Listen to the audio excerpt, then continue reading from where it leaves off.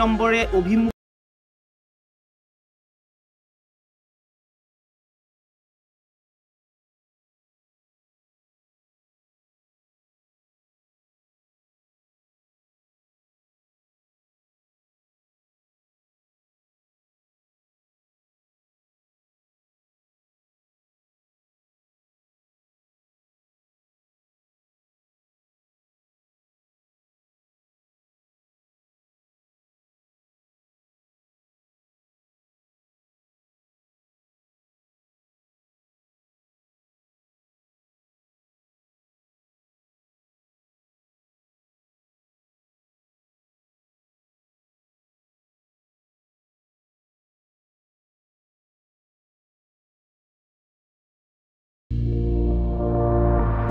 IPCO brand selects only the best products for our customers.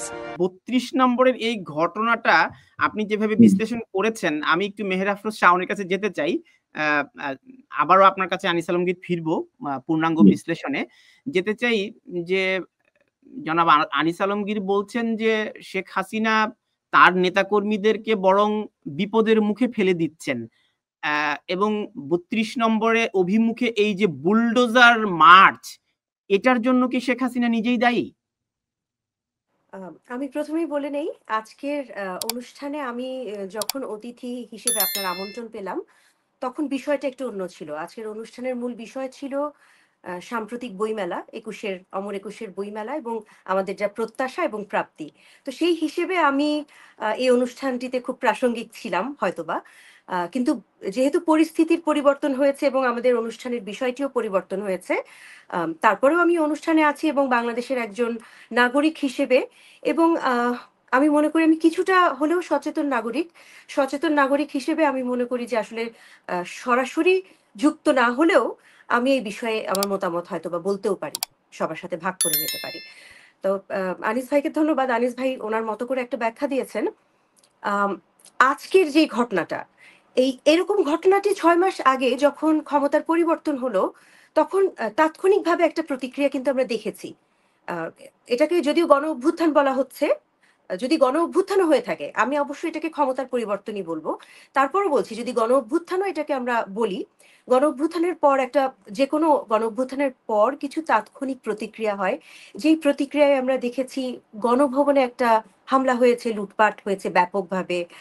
আমরা আমাদের বাংলাদেশের সবচাইতে সিকিউর যে প্লেসটা হবার কথা ছিল, যে সংসদ ভবন, সেই সংসদ ভবনে হামলা হয়েছে। সেখানে সাধারণ মানুষের বিকৃত উল্লাস আমরা দেখেছি এবং আমরা তখনও দেখেছি যে এই ধানমন্ডির 32 নাম্বার, যেটা আসলে ইতিহাসের সাথে জড়িত, এটা শুধু একটি পরিবারের ইতিহাস না, এটা আসলে বাংলাদেশের জন্মের ইতিহাসের সাথে যেই বাড়িটি জড়িত, সেই বাড়িটিতে তখনই আগুন লাগানো হয়েছিল। সেই তাৎক্ষণিক প্রতিক্রিয়া আর আজকের যে ঘটনাটা, আমি দুটাকে কখনোই এক করে দেখতে পারছি না।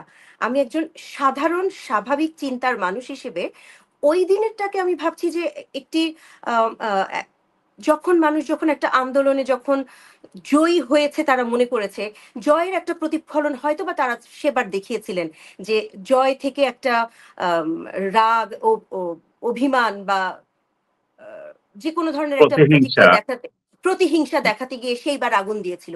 কিন্তু আজকের বিষয়টি আমার কাছে মনে হয়েছে সম্পূর্ণ পরিকল্পিত। কারণ যে কথাটা বলা হচ্ছে যে, মানে আনিস ভাই বলছিলেন যেটা, আমি ওনার কথার পথ ধরেই বলছি যে 6 মাস পার হয়ে গেছে। হ্যাঁ, অবশ্যই আমরা মোটা দাগে আমরা শুনেছি, আমরা টেলিভিশনে দেখেছি, আমরা বিভিন্ন মাধ্যমে দেখেছি, গণমাধ্যমে দেখেছি, পালিয়ে গেছেন। আসলে ঠিক কিভাবে গেছেন, এই কথাটিকে আসলে আমরা কোথাও প্রমাণ পেয়েছি? উনি পালিয়ে গেছেন এই কথাটাকে আমাদের রাষ্ট্রপতি বলেছেন, এই কথাটাকে আমাদের সেনাপ্রধান বলেছেন? মানে উনি পালিয়ে গেছেন এই শব্দটাই আমি আসলে নিশ্চিত নই। উনি চলে যেতে বাধ্য হয়েছেন। সেটা যে কারণেই হোক, সেটার ব্যাখ্যা উনিই দিতে পারবেন। আমরা শুনেছি যাবার আগে উনি কিছু ব্যাখ্যা দিয়ে যেতে চেয়েছিলেন। উনি একটা বক্তব্য রেকর্ড করে রেখে যেতে চেয়েছিলেন। আমরা সবাই শুনেছি সেই সময়টা তাকে দেয়া হয়নি। তো ওনার নিশ্চয়ই কিভাবে উনি গেছেন সেটার একটা বক্তব্য ওনার পক্ষ থেকে উনি দেওয়ার চেষ্টা করেছেন।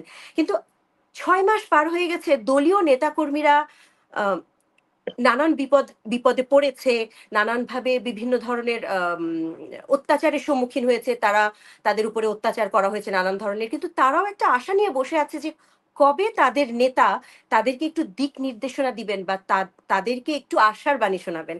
তো সেই আশার বাণী যদি শোনাতে চান তাদের নেতা, ৬ মাস কি অনেক সময় না? মানে ৬ মাস পর তিনি কিন্তু কি বক্তব্য দিবেন এটা না শুনেই যদি আমরা বলি যে না বক্তব্যই দিতে দেওয়া হবে না। আগেই আমরা সব জ্বালিয়ে ফেলবো, সব গুঁড়িয়ে ফেলবো। উনার বক্তব্যটা আগে শুনতাম আমরা যে উনি আসলে আ উস্কানিমূলক কিছু বলছেন নাকি উনি শান্ত থাকতে বলছেন। উনার দলের মানুষকেও তো উনি একটা আশার বাণী শোনাতে চান, শান্ত থাকতে বলতে চান, সবাইকে ধৈর্য ধরতে বলতে চান।